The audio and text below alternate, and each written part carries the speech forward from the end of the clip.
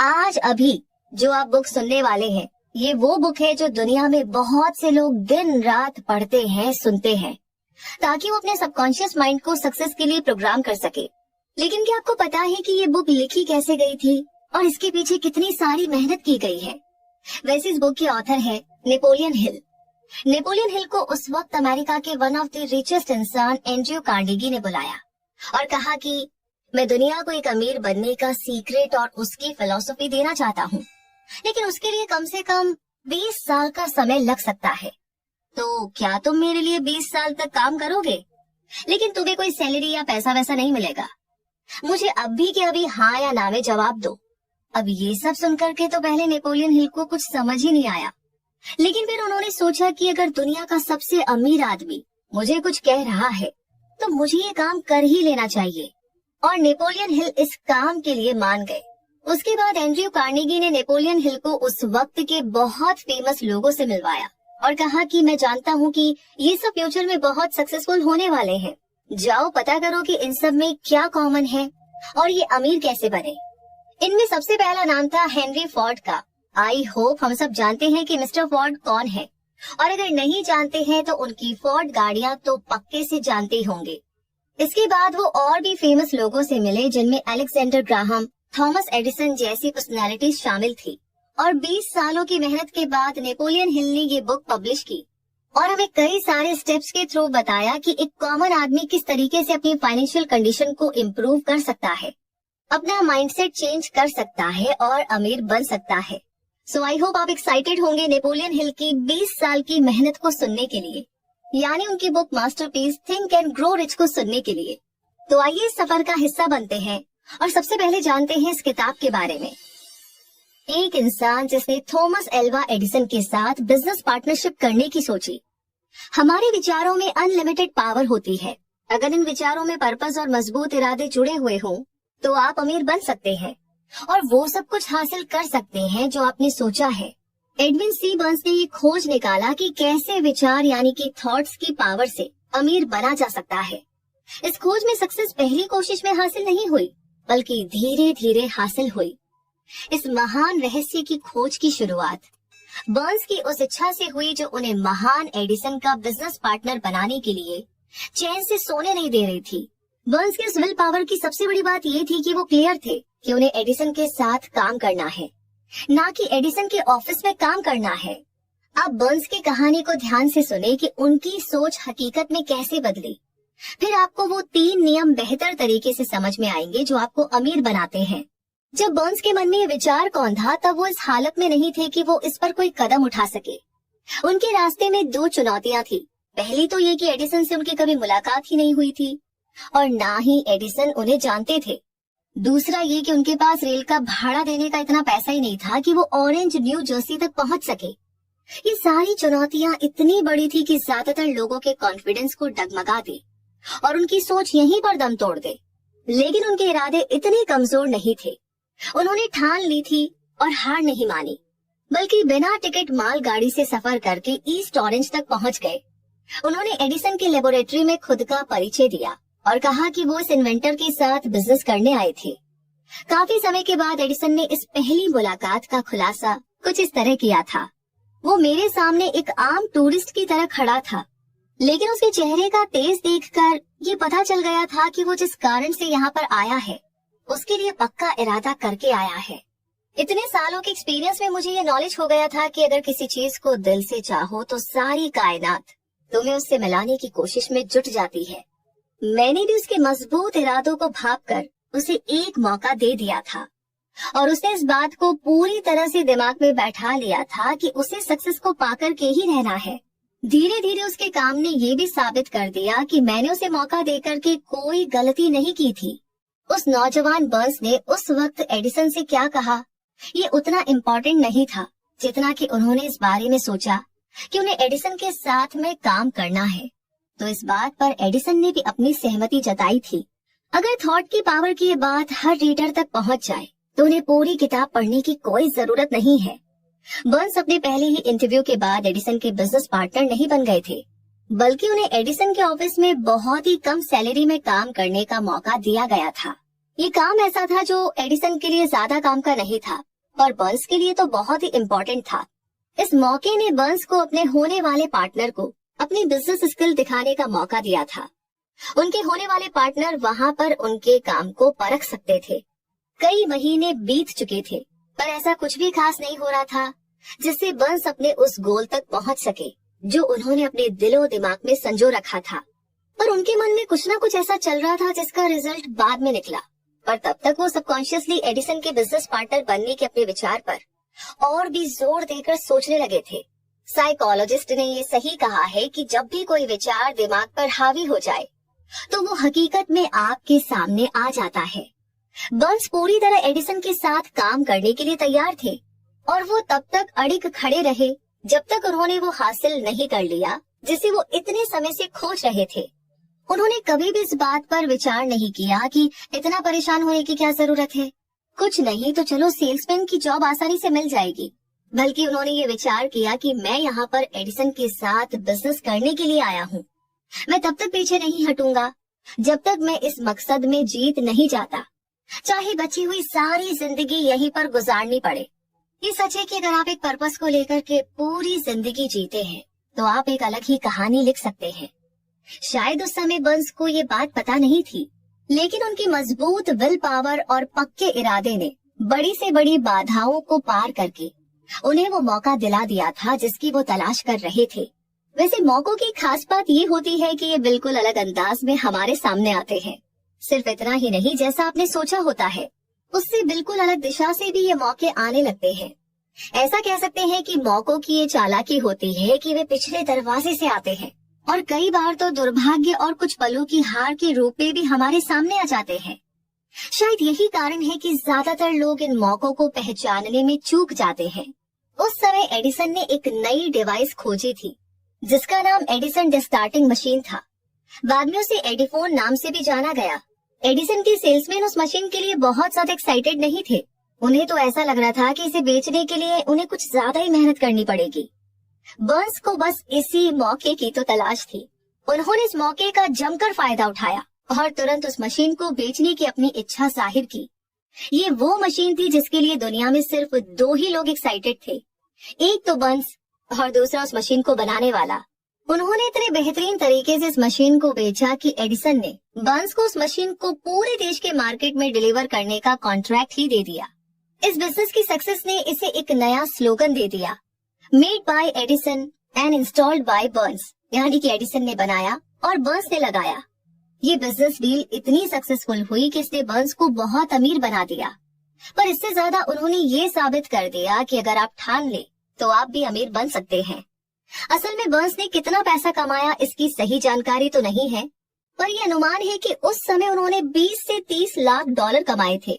जो भी ये अमाउंट रहा हो, ये उस नॉलेज के सामने फीकी पड़ जाती है जिन रूल्स की मदद से, जिन नियमों की मदद से बर्न्स ने वो हासिल किया था जो वो असल में चाहते थे।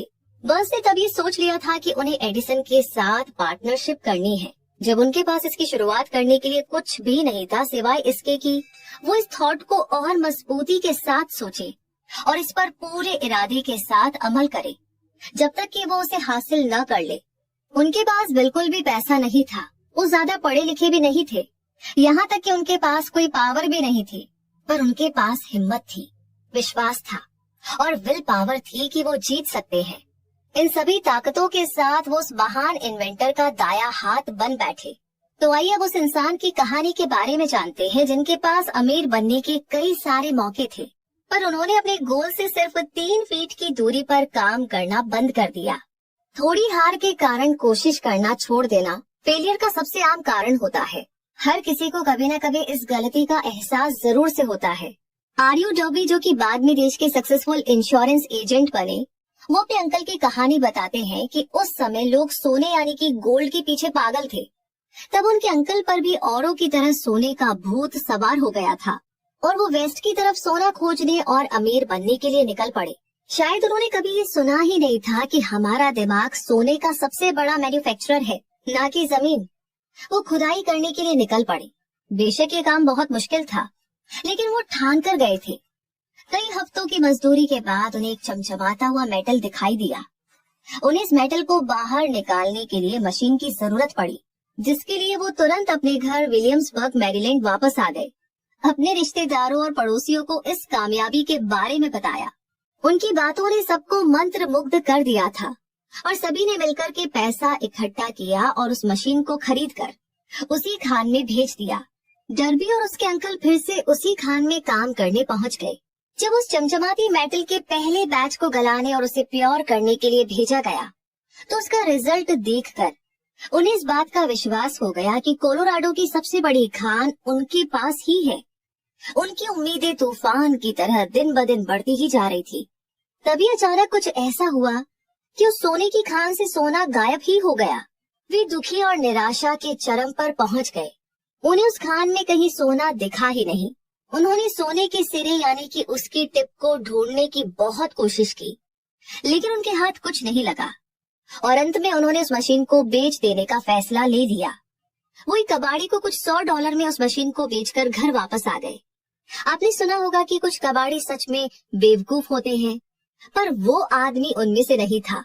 उसने दिमाग लगाया और एक माइनिंग इंजीनियर को वो खान दिखाने के लिए बुलाया। उसने ये देख करके अनुमान लगाया कि सोने का सिरा सिर्फ 3 फीट नीचे पाया जा सकता है, जहाँ पर डर्बी और उसके अंकल ने खुदाई रोक दी थी। और हकीकत में हुआ भी वही। वो कबाड़ी उस खान से निकले मेटल की वजह से करोड़पति बन गया था, क्योंकि वो जानता था कि किसी काम को छोड़ने के पहले किसी एक्सपर्ट की राय लेना जरूरी होता है। उस मशीन को खरीदने के लिए रिश्तेदारों और पड़ोसियों से पैसा लिया गया था, जिसका पेमेंट डर्बी ने किया था, क्योंकि उन लोगों को उस नौजवान पर विश्वास था। डर्बी को उस मशीन का पैसा चुकाने में कई साल लग गए। इतना नुकसान होने के बाद वो इस गेम से तब निकल पाए जब वो एक इंश्योरेंस कंपनी में एजेंट बने और उन्हें पता लगा कि थॉट की पावर के दम पर सोना बनाया जा सकता है। वो उस घटना को भूले नहीं थे जिसने उनकी जिंदगी बदल दी। उन्होंने असीम दौलत हासिल करने से सिर्फ 3 फीट की दूरी पर कोशिश करना छोड़ दिया था। डर्बी को उस एक्सपीरियंस से बहुत फायदा हुआ। उन्हें पता चल गया था कि किसी की ना का मतलब ना ही हो, ये जरूरी नहीं है। उन्होंने अपने काम को बीच में छोड़ने की आदत को हमेशा हमेशा के लिए छोड़ दिया और ये तय कर लिया कि उन्हें कोशिश तब तक करनी है जब तक सोना ना मिल जाए, यानी जब तक इंसान हाँ ना कह दे। सक्सेस का रास्ता कुछ पलों के फेलियर से होकर गुजरता है। ज्यादातर लोग काम को बीच में ही एक फेलियर के बाद छोड़ देते हैं। उन्हें पता होना चाहिए कि फेलियर सिर्फ कुछ देर का इंतजार है, हार नहीं। अमेरिका के लगभग 500 सक्सेसफुल लोगों ने ये स्वीकार किया है कि उन्हें सक्सेस तब मिली जब हार उनके बिल्कुल करीब थी। तो फेलियर इस मामले में बहुत ही चालाक होती है। वो लोगों के मन को भटकाने के लिए अक्सर तभी आती है जब सक्सेस बहुत ही करीब होती है। हार्ड नॉक्स यूनिवर्सिटी से डिग्री लेने के कुछ दिनों के बाद मिस्टर डर्बी ने इंश्योरेंस एजेंट के रूप में काम करना शुरू कर दिया, क्योंकि उन्हें सोने की खान वाले किस्से से ये पता लग गया था कि जरूरी नहीं कि ना का मतलब ना ही हो। एक दोपहर वो अपने अंकल की गेहूं पीसने वाली पुरानी मशीन मिल में बैठे हुए थे। उनके अंकल के पास बहुत जमीन थी, जिसके आसपास उन खेतों में काम करने वाले मजदूर रहा करते थे। डर्बी को बैठे हुए कुछ ही देर हुई थी कि तभी धीरे से दरवाजा खुला और एक मजदूर की छोटी सी बच्ची अंदर घुस आई और दरवाजे के ठीक बगल में खड़ी हो गई। अंकल ने उसकी ओर देखा और बड़ी तेजी से गुर्राते हुए बोले, तुझे क्या चाहिए? उस बच्ची ने बड़ी मासूमियत से जवाब दिया, मेरी मम्मी ने अपने 50 सेंट मंगाए हैं, मैं नहीं दूंगा। अंकल ने चिल्लाते हुए कहा, दफा हो जाओ यहाँ से। तो उस लड़की ने जवाब दिया, ठीक है, और वो कहीं नहीं गई। फिर अंकल अपने काम पर लग गए और काम में इतना मसरूफ हो गए कि उन्हें पता ही नहीं चला कि वो लड़की अभी भी खड़ी थी। कुछ देर के बाद जब उन्होंने पलटकर देखा तो उस बच्ची को खड़ा पाया। वो फिर से चिल्लाए, जाती हो यहाँ से या फिर मैं भगाऊं? उस लड़की ने फिर से यही जवाब दिया, ठीक है, पर उस जगह से हिली तक नहीं। अंकल अनाज की बोरी को मील में डालने जा रहे थे, पर उन्होंने उसे रखकर एक लोहे का डंडा उठाया और ऐसा भयानक चेहरा बनाकर चल दिए जैसे उसे आज मार ही डालेंगे। डर्बी की सांसें रुक गई। उन्हें ऐसा महसूस हुआ जैसे वो आज अपने सामने एक बच्ची की हत्या देखने जा रहे थे। उन्हें पता था कि उनके अंकल बड़े गुस्सैल और निर्दयी आदमी हैं। जैसे ही अंकल उस बच्ची के नजदीक पहुंचे, वो लड़की अपनी जगह से एक कदम आगे बढ़ आई और अंकल की नजरों से नजर मिलाते हुए हिम्मत करके बोली, वो पैसे मेरी मम्मी के हैं, उन्हें दे दीजिए। अंकल वहीं रुक गए। उस बच्ची को 1 मिनट तक घूरते रहे, फिर धीरे से डंडे को नीचे जमीन पर फेंक दिया और अपनी जेब में हाथ डालते हुए आधा डॉलर निकालकर उस बच्ची को पकड़ा दिया। उस बच्ची ने वो पैसा लिया और बिना नजर हटाए जाने लगी। उसके जाने के बाद अंकल एक चबूतरे के ऊपर बैठ गए और खिड़की से आसमान की तरफ 10 मिनट तक निहारते रहे और शायद इस घटना के बारे में सोचते रहे।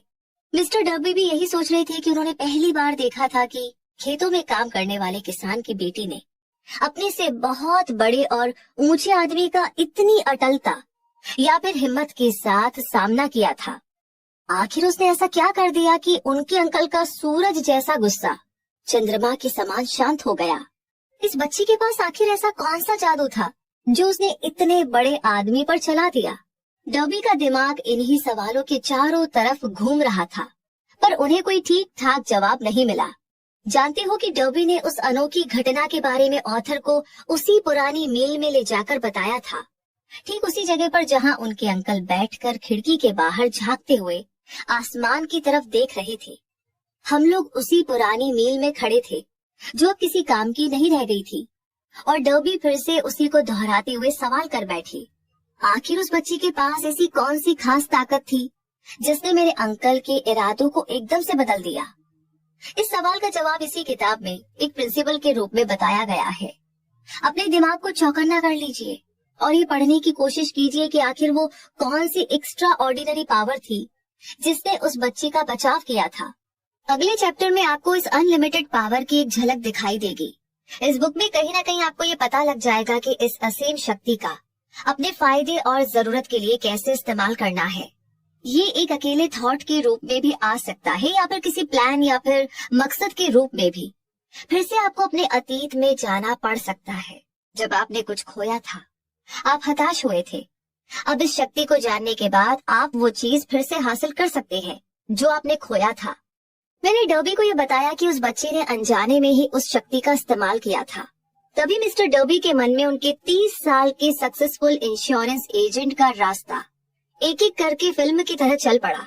उन्हें ये एहसास हो गया कि इंश्योरेंस एजेंट के रूप में सक्सेस किसी कागज पर मिली डिग्री की वजह से नहीं थी, बल्कि वो उस एक कीमती सबक की वजह से थी जो उस बच्ची से उस दिन उन्होंने सीखा था। मिस्टर डर्बी ने बताया कि जब किसी चीज के होने का चांस कम होता नजर आता है या फिर मेरे इंश्योरेंस करने की संभावना कम हो जाती है, तभी मुझे उस बच्ची का चेहरा याद आता है जो अपने बचाव में डटी रही। फिर मेरा मन खुद कहता है कि असल में ना का मतलब ना नहीं होता। आपको नहीं पता होगा कि मेरे इंश्योरेंस खरीदने वाले सबसे ज्यादा वही लोग हैं जिन्होंने पहले ना कहा था। उन्होंने याद किया कि वो गोल्ड हासिल करने से सिर्फ 3 फीट पहले ही रुक गए थे, पर उस एक्सपीरियंस ने उन्हें सक्सेसफुल होना सिखा दिया था।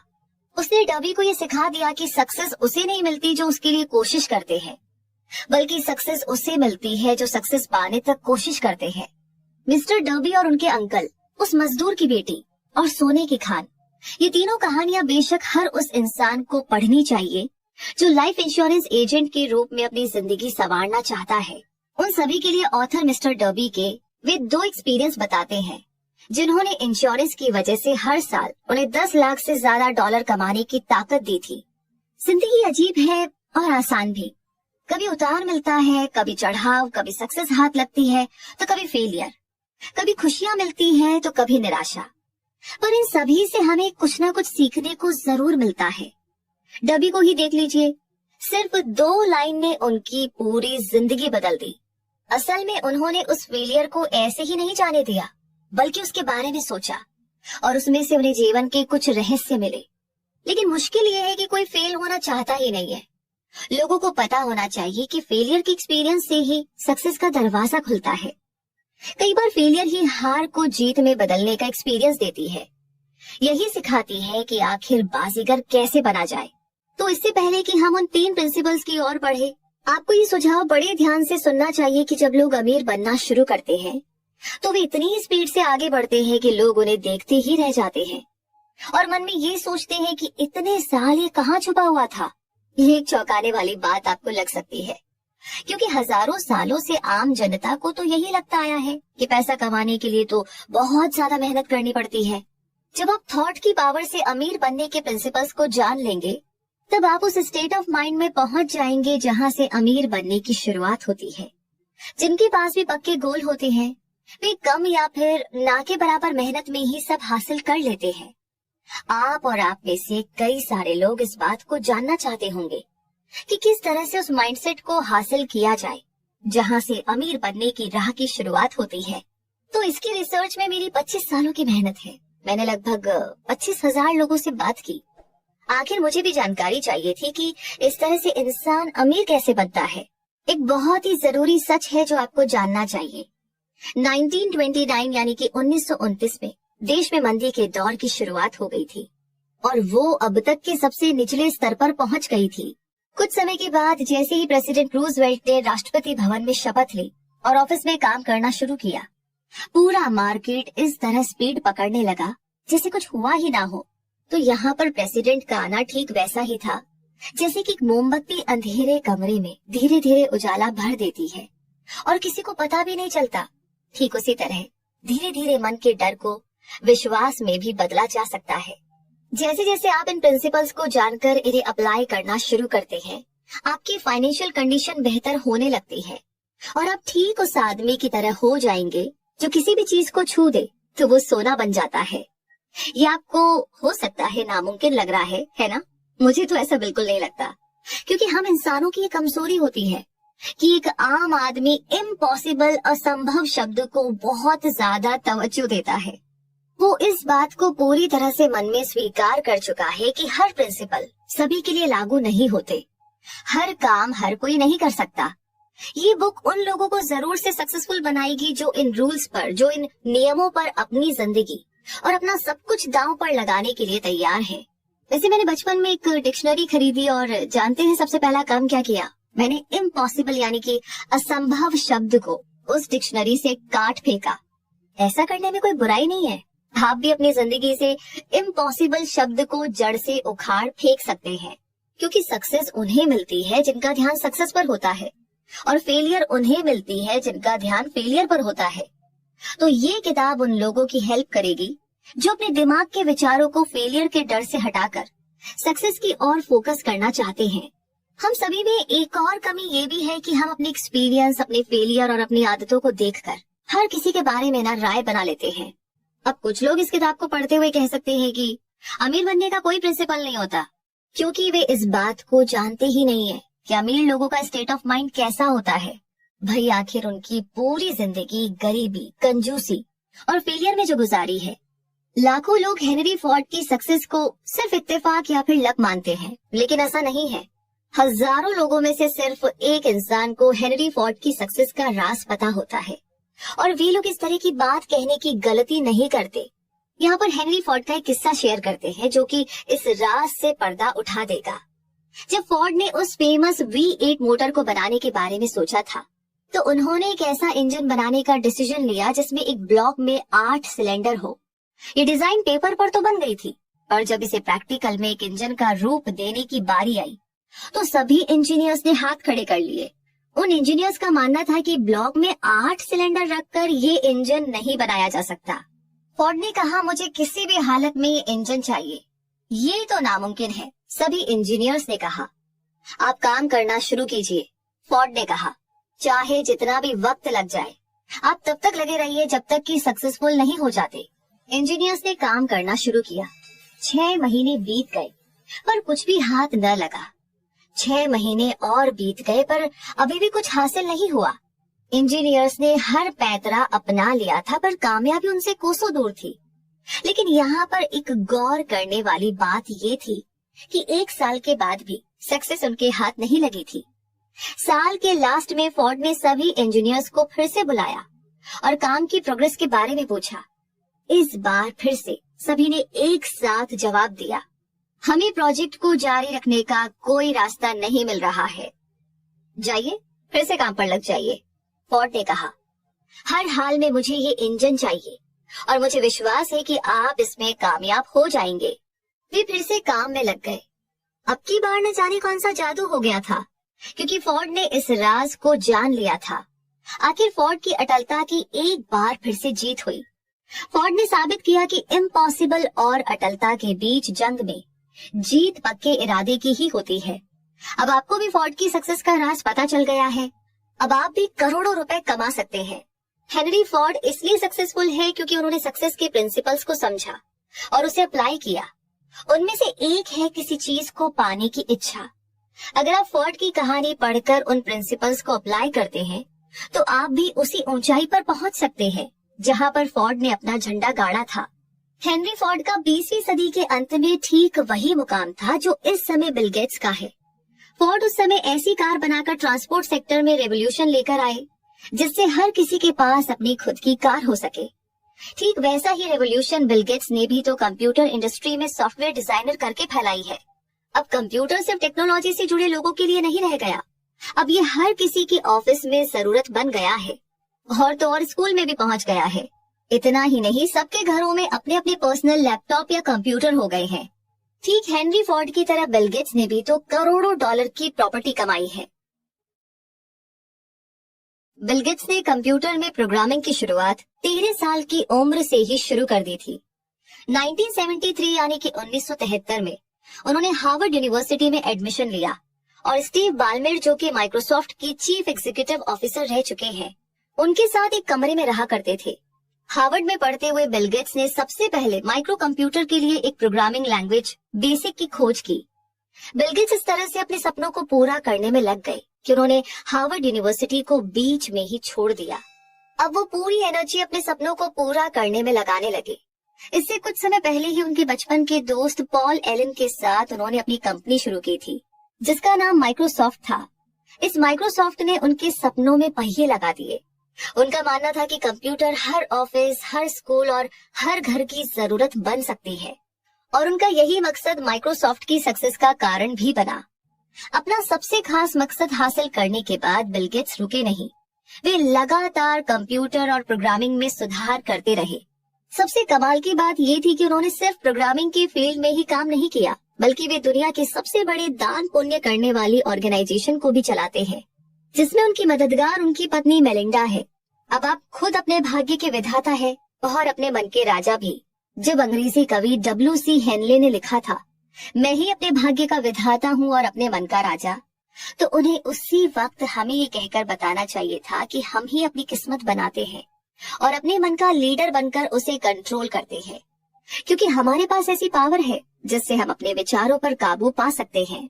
उन्हें ये भी बताना चाहिए था कि ये आकाश, धरती, चांद और इस धरती में रह रहे जानवर या फिर चल रहे लोग, सभी चीजें एनर्जी हैं जो सबसे बड़ी एनर्जी फील्ड से बंधी हुई है, जिसे हम असीम शक्ति यानी अनलिमिटेड पावर कह सकते हैं। वो अनलिमिटेड पावर हमारे दिमाग में चल रहे विचारों से इन्फ्लुएंस होता है और जो हम सोचते हैं उसे वो हमारी जिंदगी में असल में अट्रैक्ट करता है। अगर कवि ने इस सच का ज्ञान उस समय करा दिया होता तो हमें पता चल जाता कि हम अपने भाग्य के विधाता और मन के राजा क्यों हैं। उन्हें ये जोर देकर बताना चाहिए था कि यूनिवर्स की अनलिमिटेड पावर इस बात को नहीं जानती कि आप जो सोच रहे हैं वो अच्छा है या बुरा। वो उन विचारों को सच बना देती है जो आप सोच रहे हैं। इससे उसे कोई लेना देना नहीं है कि वो आपके लिए बुरे हैं या अच्छे हैं। कवि को ये भी बताना चाहिए था कि हमारे मन में जब कोई विचार हावी हो जाता है तो वो एक चुंबक की तरह काम करने लगता है और अपने जैसे सिचुएशन, लोग और चीजों को अपनी ओर चुंबक की तरह अट्रैक्ट करता है। उन्हें बताना चाहिए था कि इससे पहले कि हम अमीर बने, हमारे मन को चुंबक की तरह काम करना शुरू कर देना चाहिए। और ये तभी मुमकिन है जब हमारे मन में अमीर बनने का थॉट पूरी तरह से हावी हो जाए और हमारा मन सिर्फ अमीर बनने के बारे में ही सोचने लगे, तभी हमारे प्लान सक्सेसफुल हो पाएंगे। जैसा कि हेनली कवि थे ना कि फिलोसोफर, इस वजह से वो अपनी बात को सिर्फ कविता के अंदाज में कह पाए। उन्हें फॉलो करने वाले कुछ समझ पाए और कुछ नहीं भी, लेकिन धीरे धीरे समय बीतता गया और इस अटल सच से पर्दा उठने लगा। स्टीवन स्पिलबर्ग एक और शख्स है जिन्होंने हम खुद अपने भाग्य के विधाता होते हैं इस बात को सही साबित करके एक नई मिसाल कायम की है, जो अब तक की फिल्मों के सबसे महान डायरेक्टर साबित हुए। उन्होंने बचपन से ही फिल्म डायरेक्ट करने का सपना संजो लिया था। एक खास बात ये थी कि उन्होंने अपने सपने को मरने नहीं दिया और बचपन से ही एक पुराने कैमरे से शौकिया तौर पर फिल्में बनाने लगे। स्पिलबर्ग को यूनिवर्सल स्टूडियो की तरफ से मौका किस तरह मिला, इसकी बिना बड़ी दिलचस्प कहानी है। एक गाड़ी में बैठाकर गेस्ट को पूरा यूनिवर्सल स्टूडियो घुमाया जाता था। स्पिलबर्ग उस गाड़ी में छुप कर के बैठ जाते और पूरा चक्कर लगाकर वापस आते थे। जब वो वापस गेट के पास आ जाते तो उनकी ये आदत थी कि पहरेदार से 2-4 गप्पे जरूर लड़ा लिया करते थे। इस तरह कई दिन बीत गए और वो लगातार 3 महीनों तक स्टूडियो जाते रहे। जाते समय पहरेदार से हाथ हिलाकर सलाम करते और वापस आते समय हाथ हिलाकर अलविदा कहते। वो हमेशा कोट पहनते थे और हाथ में एक सूटकेस रखा करते थे, जिससे पहरेदारों को ये महसूस हो कि वो समर क्लास अटेंड करने वाला एक स्टूडेंट है। अब तक उन्होंने कई डायरेक्टर, राइटर और एडिटर से बातचीत करके जान पहचान बना ली थी। यहाँ तक कि उस बिल्डिंग में खाली कमरा मिलने पर उन्होंने अपने नाम के आगे डायरेक्टर लिख करके चिपका दिया था और वहाँ पर बैठने लगे। इसी तरह एक दिन वहाँ के प्रोडक्शन हेड सिड शिम्बर्ग से उनकी मुलाकात हो गई। उन्होंने शिम्बर्ग को कॉलेज के टाइम पर बनाई हुई फिल्म दिखाई। शिम्बर्ग उस फिल्म को देख करके इतना इम्प्रेस हुए कि उन्होंने उस नौजवान को स्टूडियो के लिए कॉन्ट्रैक्ट दे दिया। और उनकी पहली फिल्म द शुगरलैंड एक्सप्रेस ने बॉक्स ऑफिस पर ज्यादा अच्छा बिजनेस तो नहीं किया, पर इसे क्रिटिक्स का बहुत प्यार मिला। यहाँ तक कि कांस फिल्म फेस्टिवल में इस फिल्म को कई सारे अवार्ड भी मिले। उन्हें सबसे बड़ा ब्रेक तब मिला जब कहीं से उन्हें जॉस बुक मिली। स्टूडियो उस पर फिल्म बनाने के लिए तैयार थी और उसके लिए उन्हें एक बेहतरीन डायरेक्टर भी मिल गया था। स्पिलबर्ग इस फिल्म को खुद बनाना चाहते थे, जबकि उनकी पिछली फिल्म द शुगरलैंड एक्सप्रेस ने कोई खास बिजनेस नहीं किया था। उनका कॉन्फिडेंस बिल्कुल भी नहीं डगमगाया। उन्होंने प्रोड्यूसर्स के सामने अपनी बात रखी और उस डायरेक्टर को हटा करके उन्हें फिल्म देने की मांग कर दी। वैसे ही कोई आसान काम तो नहीं था, उन्हें शुरू से ही मुश्किलों का सामना करना पड़ा। प्रोडक्शन तंगी के दौर से गुजर ही रहा था। खैर, जब 1975 यानी कि 1975 में जॉस फिल्म रिलीज हुई तो उसे डबल सक्सेस मिली। उसने बॉक्स ऑफिस के सारे रिकॉर्ड तोड़ डाले और क्रिटिक्स ने भी उसकी बहुत तारीफ की। रिलीज होने के 1 महीने के अंदर ही इस फिल्म ने बॉक्स ऑफिस पर $40 करोड़ की कमाई कर डाली थी, जो कि उस समय की सबसे ज्यादा कमाई करने वाली फिल्म बन गई।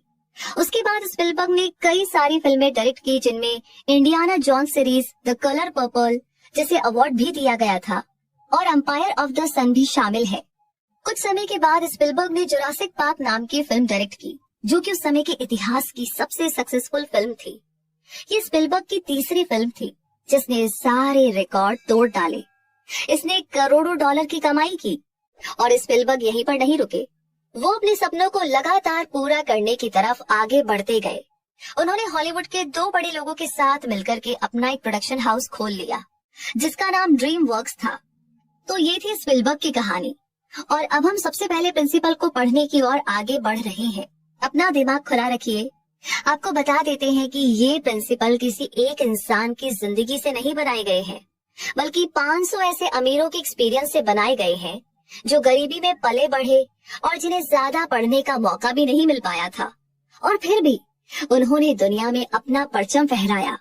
तो आगे जिस नियम की हम बात करेंगे वो बहुत मुश्किल नहीं है, बहुत आसान है। हमें यकीन है कि आप इसे अप्लाई कर सकते हैं। इससे पहले कि हम अगले चैप्टर की तरफ बढ़े, मैं आपको बताना चाहूंगी कि इसमें 2 ऐसे लोगों की जिंदगियों की कहानियां हैं जिन्होंने अपनी जिंदगी में बड़े कमाल के चेंजेस किए थे। तो यहाँ पर ऑथर बताना चाहते हैं कि ये दोनों ही लोग उनके काफी करीब है। एक उनका करीबी दोस्त है जिसे वो 25 सालों से जानते हैं, और दूसरा उनका बेटा है। इन 2 लोगों की आश्चर्यचकित कर देने वाली सक्सेस के बारे में अगले चैप्टर में बताए गए प्रिंसिपल का बड़ा योगदान रहा है। और इस चैप्टर में हम बात करेंगे विल पावर की। सक्सेस की ओर पहला कदम, अमीर बनने की ओर पहला कदम। जब एडविन सी बर्न्स उस ऑरेंज न्यू जर्सी में मालगाड़ी से उतरे तो उनके दिमाग में बिल्कुल भी नहीं आया कि वो सिर्फ एक गेस्ट है, बल्कि वो एक राजा की तरह महसूस कर रहे थे। तब उन्होंने थॉमस एल्वा एडिसन के ऑफिस की ओर रुख किया तो उनका मन काम पर लग गया था। उन्होंने मन ही मन खुद को एडिसन के सामने खड़ा पाया। उन्होंने देखा कि एडिसन उन्हें जिंदगी भर का जुनून और इच्छा पूरा करने के लिए अपने साथ काम करने का मौका दे रहे हैं। बर्न्स की इच्छा सिर्फ एक उम्मीद नहीं थी, ना ही सिर्फ एक साधारण सी इच्छा थी, बल्कि वो तो इससे भी कहीं ज्यादा थी। ये पैशन था जिसके लिए वो कुछ भी कर गुजरने को तैयार थे। पता है सबसे बड़ी बात क्या थी? उन्होंने मन में ये ठान लिया था कि उन्हें तो ये हासिल करना ही है। उनका मकसद बहुत अटल था। जब वो एडिसन से मिले तो ये इच्छा बर्न्स के लिए नई नहीं थी, बल्कि ये उनके मन में लंबे समय से सबसे ज्यादा हावी रहने वाली इच्छा बन गई थी। हो सकता है कि शुरुआत में ये इच्छा सिर्फ एक इच्छा ही रही हो, पर जब वो एडिसन के सामने खड़े हुए तो वो सिर्फ एक इच्छा नहीं थी, बल्कि उससे कहीं ज्यादा मजबूत और अटल थी। कुछ सालों के बाद वो फिर से उसी ऑफिस में एडिसन के सामने खड़े हुए, जहां वो पहली बार मिले थे। इस बार उनकी इच्छा हकीकत में बदल चुकी थी। वो एडिसन के साथ बिजनेस करने लगे थे। उनके मन में सबसे हावी रहने वाला सपना सच में बदल चुका था। आज जो लोग बर्न्स को जानते हैं और उनसे जलते हैं, वो बस इसलिए कि उन्हें लगता है कि बर्न्स को किस्मत की बदौलत एडिसन के साथ काम करने का मौका मिला था। पर असल में उन लोगों ने बर्न्स को कामयाबी हासिल करने के बाद देखा था। सच कहूं तो उन लोगों ने कभी भी उनके कामयाब होने के कारणों पर गौर ही नहीं किया। एडिसन के ऑफिस में काम करते हुए 5 साल बीतने के बाद भी बर्न्स को सक्सेसफुल होने की कोई भी उम्मीद नहीं दिखाई दे रही थी, और ना ही ऐसा कुछ हुआ था कि जिससे वो एडिसन के साथ बिजनेस में पार्टनर बन सके। हर किसी के लिए वो एडिसन के ऑफिस में काम करने वाले सैकड़ों लोगों में से एक थे, पर वो अपने मन में पहले ही दिन से एडिसन के बिजनेस पार्टनर बन चुके थे। बर्न्स की कहानी के स्ट्रॉन्ग विल पावर का बेहतरीन एग्जाम्पल है। बर्न्स सक्सेसफुल इसलिए हुए क्योंकि उनके मन में इससे बड़ी इच्छा कोई नहीं थी कि उन्हें सिर्फ एडिसन के साथ काम करना है। उन्होंने इसके लिए एक प्लान बनाया और उन्होंने वो सारे रास्ते बंद कर दिए जिनसे वो पीछे पलटकर वापस जा सके। वो अपनी इच्छा के साथ खड़े रहे जब तक कि उनकी इच्छा मन में हावी ना हो गई और फिर हकीकत में ना बदल गई हो। जब वो पहली बार ऑरेंज यानी एडिसन के ऑफिस में पहुंचे तो उनके मन में इस तरह के ख्याल बिल्कुल नहीं थे कि मैं एडिसन से उनके ऑफिस में काम करने के लिए मौका मांगूंगा, बल्कि उन्होंने तो ये कहा कि उन्हें एडिसन के साथ उनके बिजनेस में पार्टनर बनना है। उन्होंने कभी भी ये नहीं कहा कि मैं कुछ महीने यहाँ पर काम करूंगा, अगर मुझे यहाँ कुछ अच्छे मौके नहीं मिलते हैं तो मैं छोड़कर कोई और जॉब की तलाश करूंगा, बल्कि उन्होंने ये बात रखी कि मैं कहीं से भी शुरुआत करने के लिए तैयार हूँ। मैं आपके लिए सब कुछ करने को तैयार हूँ जो आप कहेंगे, जब तक कि मुझे आपके साथ बिजनेस करने का मौका नहीं मिल जाता। उन्होंने ये नहीं बोला कि अगर मैं एडिसन की कंपनी में फेल हो जाता हूँ तो मैं दूसरे मौकों की तलाश करूंगा। उन्होंने बोला कि मेरी जिंदगी में एक ही इच्छा है कि मुझे महान थॉमस एल्वा एडिसन के साथ उनके बिजनेस में पार्टनर बनना है।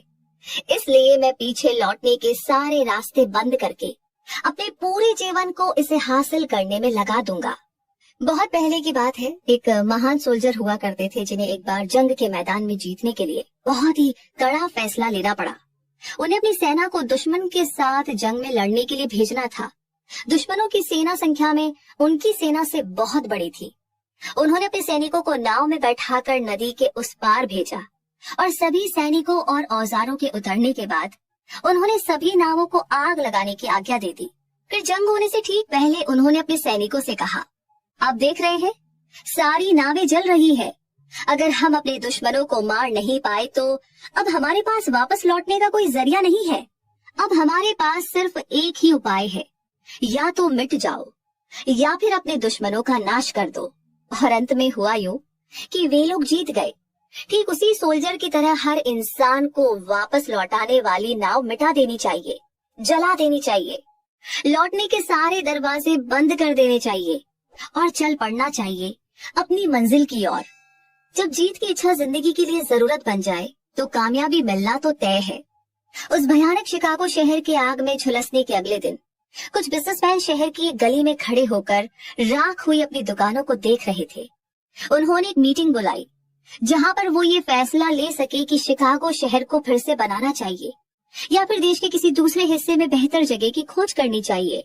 हर कोई सिर्फ एक ही रिजल्ट पर पहुंचा कि उन्हें शिकागो शहर छोड़ देना चाहिए और किसी बेहतर जगह की तलाश करनी चाहिए। सिर्फ एक इंसान को छोड़कर, वो बिजनेसमैन जिसने रुकने और फिर से अपना स्टोर बनाने की हिम्मत जुटाई।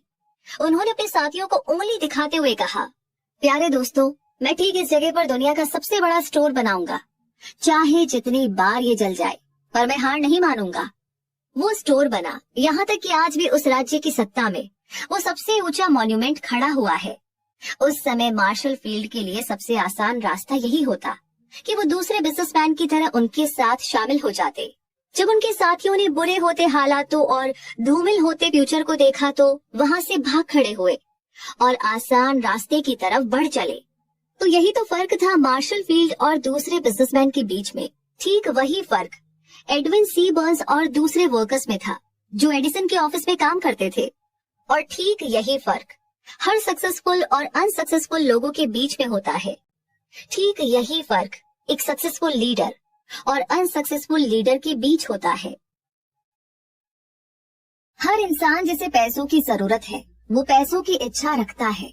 सिर्फ इच्छा रखना आपको अमीर नहीं बना देता। लगातार अमीर बनने की इच्छा जब तक जुनून न बन जाए और फिर उसके लिए पुख्ता प्लान बनाना और अमीर बनने के लिए ठान लेना। फेल होने पर अपने प्लान पर विश्वास रखना ही हमें अमीर बनने की ओर ले जाता है। विल पावर के दम पर अमीर बनने के नीचे 6 स्टेप्स है जो आपको आपके सपनों तक पहुंचा सकते हैं। पहला, आप जितना पैसा कमाना चाहते हैं उसे डिसाइड कर लीजिए। ये कहना काफी नहीं है कि मुझे ढेर सारा पैसा कमाना है। ये अमाउंट बिल्कुल पक्का और फिक्स होना चाहिए, जैसे कि 1 करोड़ रुपए। यानी इसके पीछे एक साइकोलॉजिकल कारण है जो आपको अगले चैप्टर में बताया जाएगा। दूसरा, ये डिसाइड कर लीजिए कि इतना पैसा कमाने के लिए आप क्या कुछ कर गुजरने को तैयार है। यानी ऐसा कोई भी रूल नहीं है जिससे बिना कुछ किए ही बहुत कुछ हासिल किया जा सके। तीसरा, एक फिक्स तारीख तय कर ले कि आप कब तक वो पैसा कमाना चाहते हैं।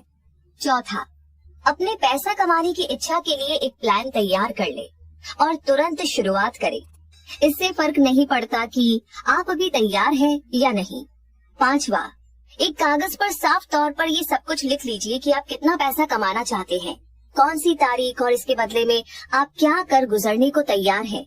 और अपने प्लान को भी लिख लीजिए जिसके सहारे आप वो फिक्स अमाउंट कमाने जा रहे हैं। छठा, अपने लिखे हुए सेंटेंस को दिन में 2 बार पढ़े। एक बार रात में सोने से पहले और एक बार सुबह जागने के बाद।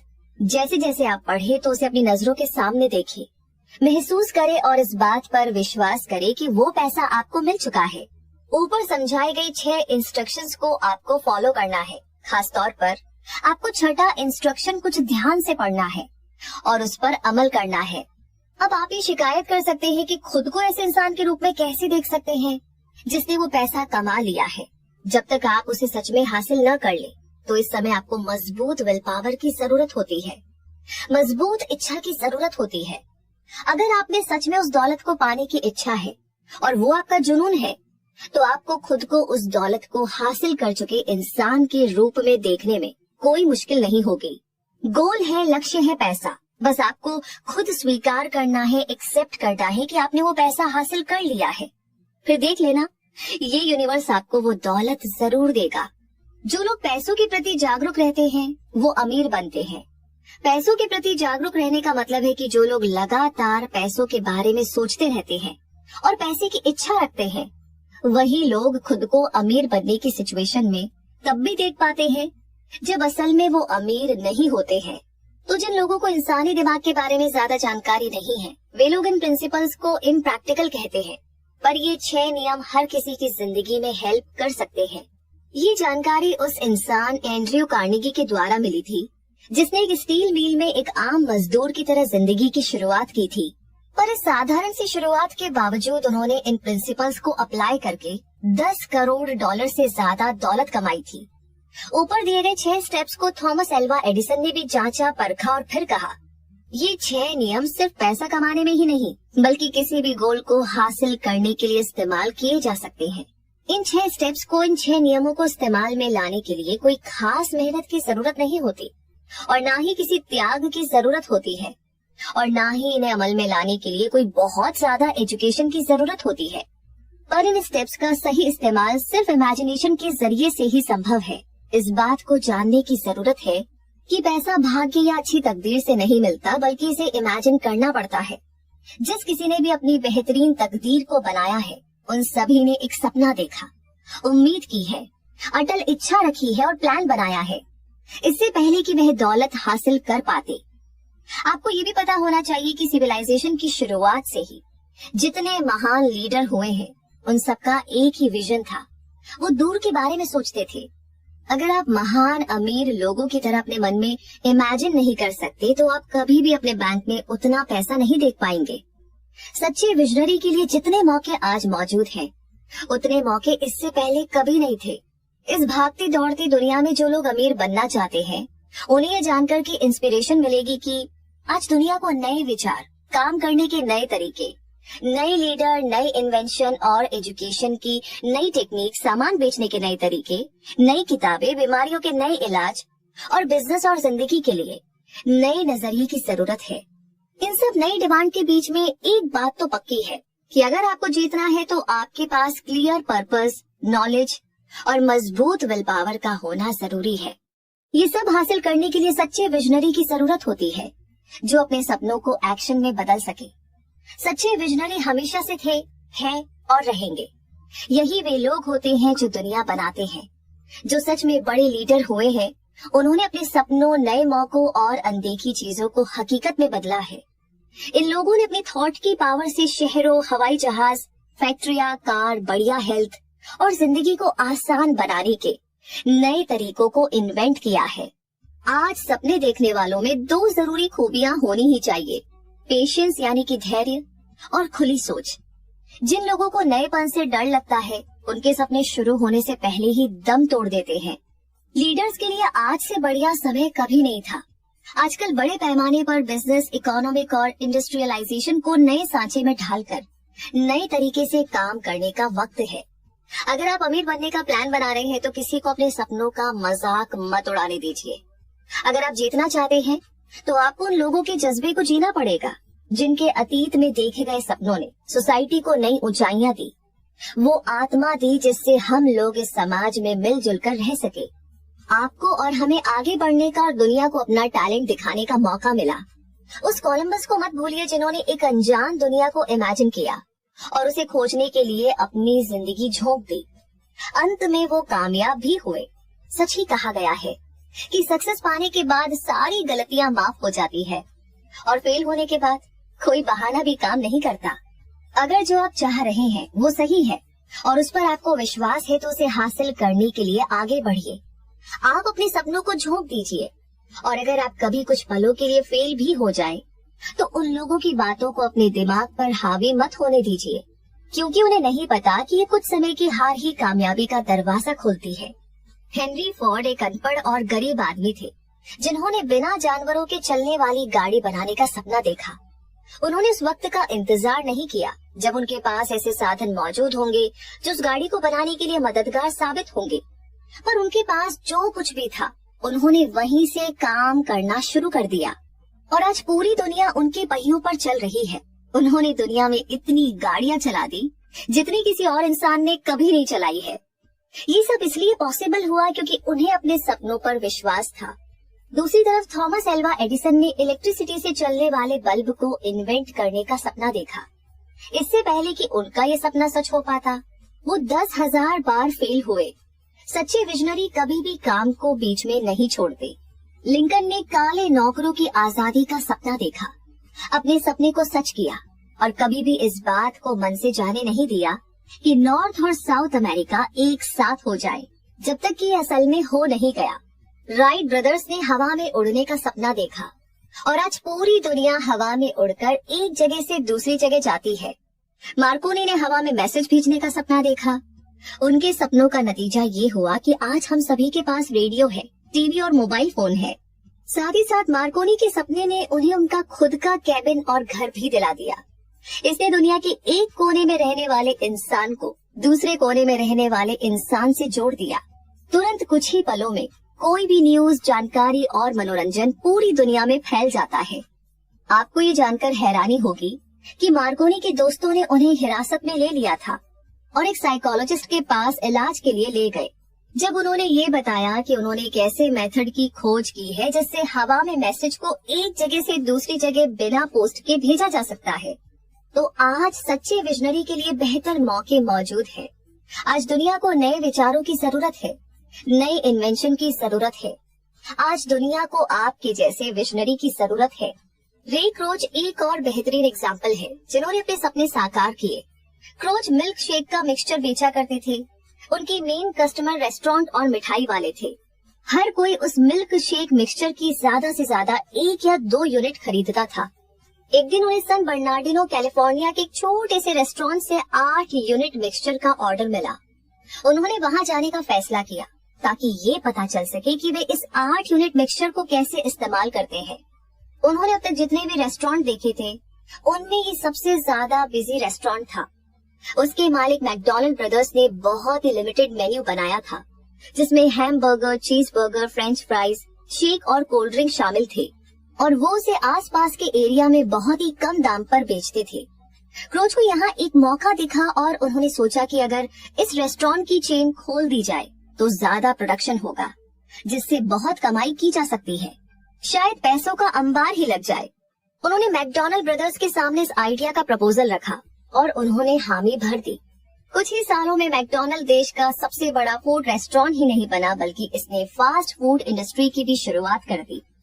फिर क्रोच ने इस चेन को आगे बढ़ाकर पूरी दुनिया में फैला दिया और दुनिया के सबसे अमीर लोगों की लिस्ट में शामिल हो गए।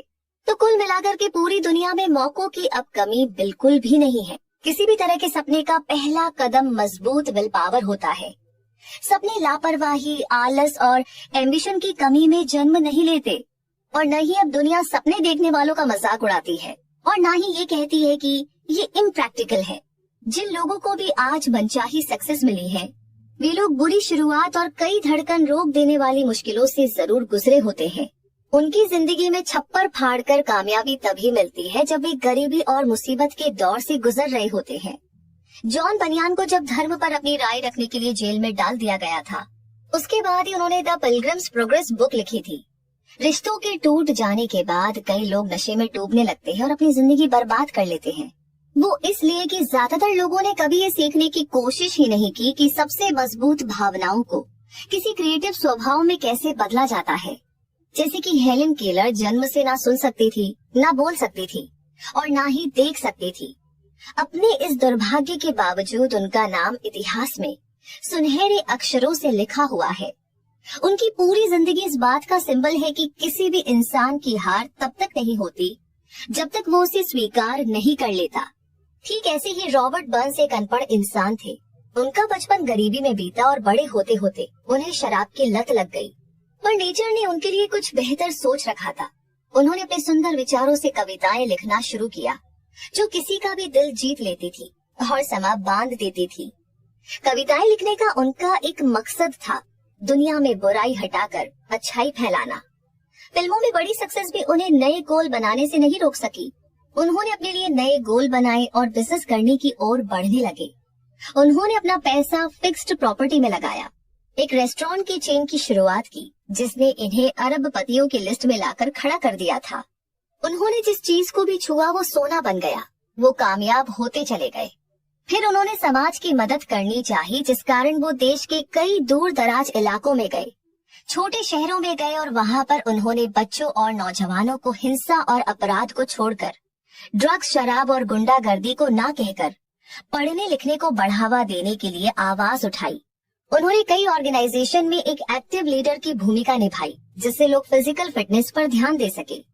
बुकर टी वॉशिंगटन का जन्म गुलामी के दौर में हुआ था। वे जाति और रंग से नीची जाति के थे। वो शांत, हर टॉपिक पर खुले विचार रखने वाले और सपने देखने वाले इंसान थे। उन्होंने सभी तरह की जातियों में अपनी अच्छी इमेज बना ली थी। बीथोवन सुन नहीं सकते थे, मिल्टन देख नहीं सकते थे, लेकिन जब तक ये दुनिया रहेगी उनके नाम भी सुनहरे अक्षरों में ऐसे ही लिखे जाते रहेंगे, क्योंकि उन्होंने सपने देखे और उन्हें साकार किया। जब उन्हें कॉनन द बारबेरियन फिल्म में लीड रोल मिला, इस फिल्म सीरीज ने उन्हें हॉलीवुड का सबसे ज्यादा पैसे लेने वाला हीरो बना दिया था। 2003 में श्वार्ज़नेगर पॉलिटिक्स में आए और उन्हें कैलिफोर्निया का गवर्नर चुन लिया गया।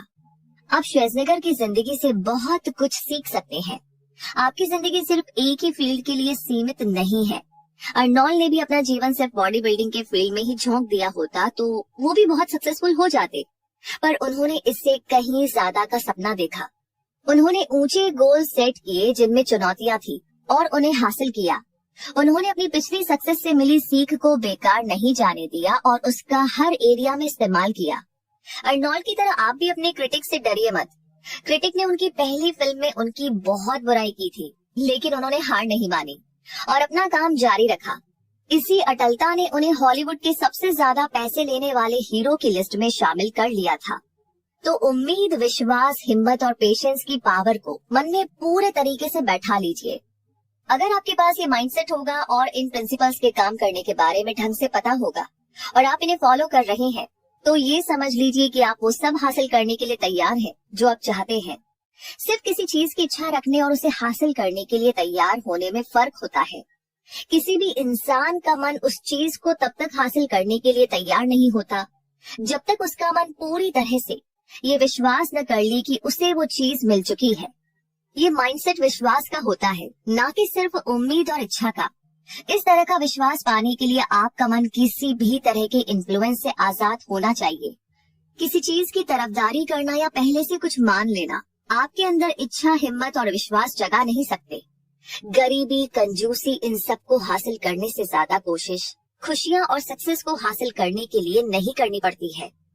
वैसे एक महान कवि ने अपनी कविता में सही कहा है, मैंने पैसे के लिए जिंदगी से सौदेबाजी की और जिंदगी आपको उससे ज्यादा नहीं देगी। मैंने शाम को भीख मांगा, फिर मुझे मिले कुछ सिक्कों को गिनने बैठ गया। जीवन ABS एक एम्प्लॉयर है, वो आपको वो देता है जो आप मांगते हैं, पर एक बार आपने औकात नाप ली, उसके बदले आपको बहुत काम करना पड़ेगा। मैंने एक नौकर भाड़े पर लिया, सिर्फ ये जानने के लिए कि वो कितना निराश है। मुझे पता चला कि मैंने भगवान से कुछ भी मांगा होता तो उन्होंने राजी खुशी से दे दिया होता। मैरी के ऐश, जो कि मैरी के कॉस्मेटिक की फाउंडर है, उन्होंने अपनी और दुनिया भर में अपनी कंपनी में काम करने वाले, जो कि अब कुल मिलाकर के 25,000 है, कंसल्टेंट्स की सक्सेस का राज सेल्फ कॉन्फिडेंस बताया। उनका ये करियर 1 साल पहले शुरू हुआ था, जब उन्होंने स्टेनली होम प्रोडक्ट्स में काम करना शुरू किया था।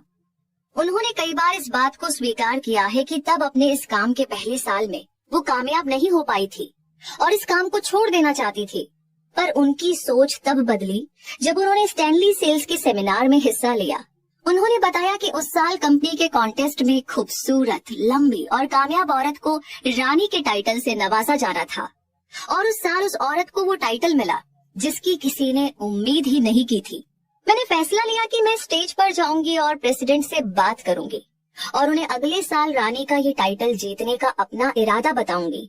मिस्टर बेवरिज मुझ पर हंसे नहीं, बल्कि उन्होंने मेरी आंखों की तरफ देखा और कहा कि मुझे भी लगता है कि तुम जीत सकती हो। इन शब्दों ने मेरी जिंदगी में जान डाल दी और अगले साल मुझे रानी का टाइटल सच में मिला। मैरी ने इस बात के थ्रू बताया कि सक्सेस हासिल करने का पहला कदम ये है कि आप खुद पर विश्वास रखिए कि आप काबिल है और आप उस सक्सेस के असली हकदार हैं। उन्होंने अपने एक आर्टिकल में कामयाबी हासिल करने के लिए कुछ स्टेप्स को प्रैक्टिस करने के लिए बताया है और वो 4 स्टेप्स हैं। खुद को सक्सेसफुल इंसान के रूप में महसूस कीजिए। हमेशा खुद को सक्सेसफुल इंसान के रूप में देखिए। उस इंसान को सोचिए जिसके जैसा आप बनना चाहते हैं। हर दिन कुछ वक्त अकेले बिताइए, आराम से रिलैक्स होकर बैठ जाइए, अपनी आंखें बंद कर लीजिए और अपनी इच्छा और गोल पर ध्यान दीजिए। अपने आप को एक नए माहौल में देखिए जिसे आप इमेजिन करते हैं। खुद को काबिल समझिए और खुद को कॉन्फिडेंस से भर लीजिए। पिछली सक्सेस को याद करें। हर कामयाबी, चाहे वो छोटी हो या बड़ी, वो ये साबित करती है कि आप काबिल हैं और सक्सेसफुल हो सकते हैं। पिछली सक्सेस को सेलिब्रेट कीजिए और जब भी आप निराश हो तो उस कामयाबी को याद कीजिए। गोल सेट कीजिए, साफ तौर पर ये तय कर लीजिए कि आपको क्या चाहिए। इस बात से हमेशा चौकन्ना रहिए और अपने गोल से कभी भी भटकिए मत। जिंदगी के लिए पॉजिटिव नजरिया रखें, खुद का पॉजिटिव पिक्चर बनाएं। आपकी जिंदगी, एक्शन और फैसले सभी में विश्वास रखें और पॉजिटिव बने रहें। विल पावर से नेचर के रूल्स पर भी जीत हासिल की जा सकती है। अब यहाँ पर मैं आपको एक ऐसे आदमी की अनोखी कहानी बताने जा रहा हूँ जिससे ज्यादा चमत्कारी आदमी मैंने आज तक देखा ही नहीं, जिसे मैंने